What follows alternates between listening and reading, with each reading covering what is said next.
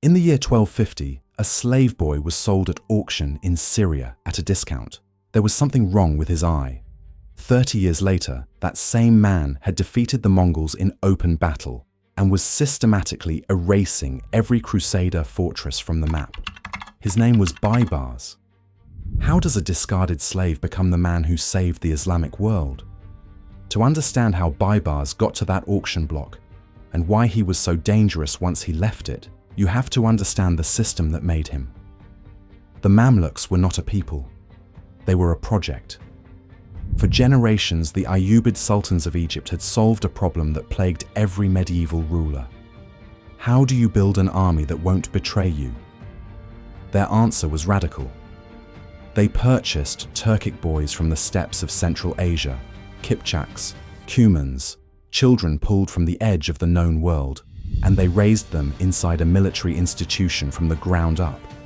No tribal loyalties, no inherited land to protect, no family politics, just the sword, the horse, and a bond of loyalty to the master who bought them.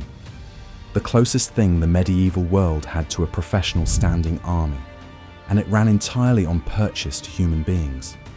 Baibars was one of those boys. Kipchak by origin, he had grown up on the open steppe before the slave markets of Syria changed his trajectory permanently. The discount at auction, that eye, probably saved his life in a strange way. He ended up in Egypt, in the household of a serious military patron, inside the Mamluk system's most rigorous training pipeline. Horsemanship, archery at full gallop, formation tactics. By the time he was a young man, he was not just a soldier, he was already thinking like a commander. Then the world cracked open. In 1258, the Mongol Il-Khanate, under Hulagu Khan, did something that stunned the entire Islamic world into silence. They took Baghdad.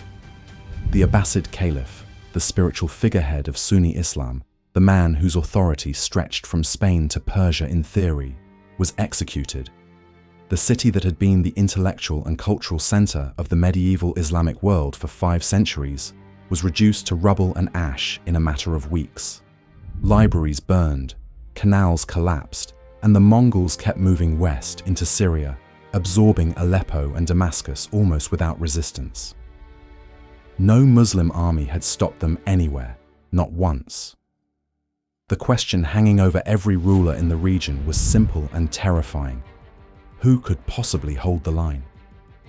The answer came in September of 1260 at a place called Ain Jalut, the spring of Goliath, in what is now northern Israel. The Mamluk Sultan Qutuz marched his army north to meet the Mongol force, and it was Baibars who commanded the vanguard.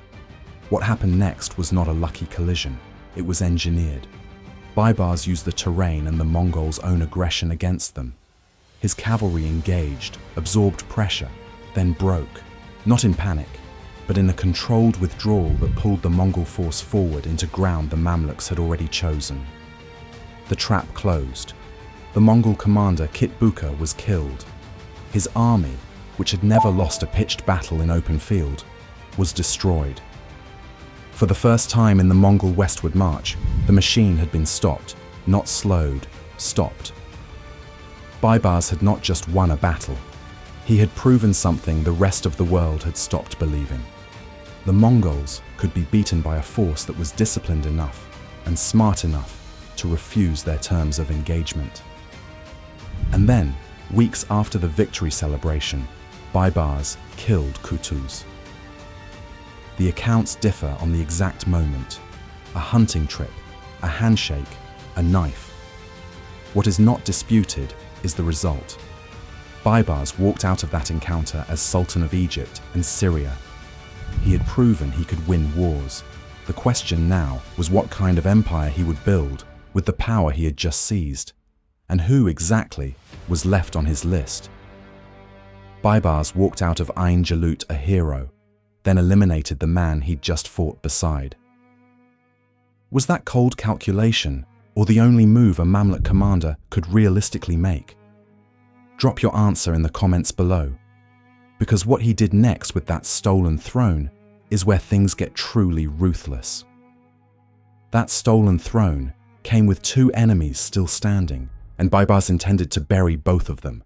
When he looked at his map in the autumn of 1260, the picture was stark. To the west, the Crusader states still held a string of coastal cities: Caesarea, Arsuf, Jaffa, Antioch, fortified ports that had been bleeding the region for nearly 2 centuries. To the northeast, the Mongol Il-Khanate under Hulagu was regrouping, furious about Ain Jalut and watching for any sign of weakness. A lesser ruler would have picked one front and hoped the other stayed quiet. Baibars built a machine designed to handle both at once. The first piece of that machine was information. He expanded and formalized the barid, a royal postal relay system that used fresh horses stationed at regular intervals across Egypt and Syria. Dispatches that would have taken days moved in hours. Baibars could receive intelligence from a city under threat and issue a response before a rival commander had finished reading the first report. He embedded agents inside Crusader cities, traders, translators, men who moved through port towns without drawing attention, feeding him the kind of granular intelligence that made his campaigns look like prophecy to the people on the receiving end. He also pushed a systematic fortification of Egypt itself, so that whatever happened at the frontier, the core of his empire could not be rushed. Then he turned west, and he did not hurry. He was methodical. Caesarea fell in 1265. Arsuf fell the same year. These were not accidents or opportunistic raids. They were the opening moves of a deliberate sequence. Jaffa came in 1268. Each city that fell removed another resupply point, another fallback position, another reason for the Crusader states to believe relief was coming. Baibars was not simply winning battles, he was collapsing the logic that made the Crusader presence sustainable. Then came Antioch. In May of 1268, Baibars took the city in days, one of the 4 original Crusader principalities, a name that had carried symbolic weight in Christendom for nearly 2 centuries, gone in a single campaign. The Count of Antioch, Bohemond VI, had not been in the city when it fell. Baibars made sure he understood exactly what he had missed. He sent the Count a letter describing the slaughter in clinical, scene-by-scene detail, the streets, the churches, the dead. It was not a diplomatic communication, it was a weapon. Baibars wanted every remaining Crusader lord on the coast to read that letter and understand that no walls were thick enough, no garrison large enough, and no relief fleet fast enough to change the outcome he had already decided.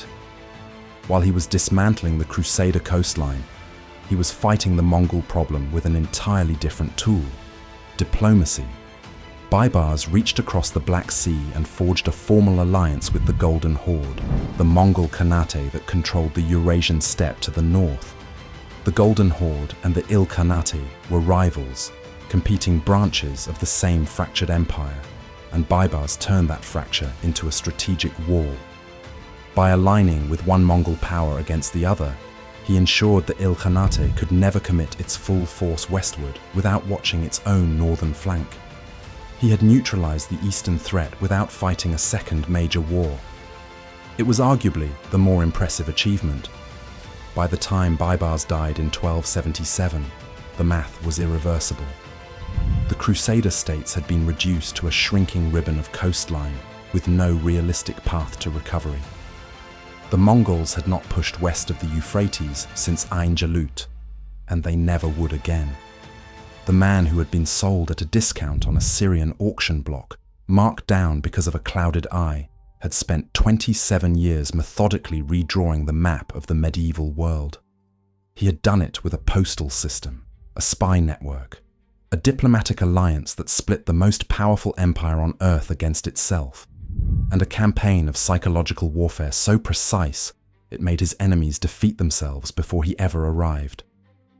Almost nobody in the West knows his name. That is the part that should bother you. Subscribe for more stories like this, and watch the next one right now.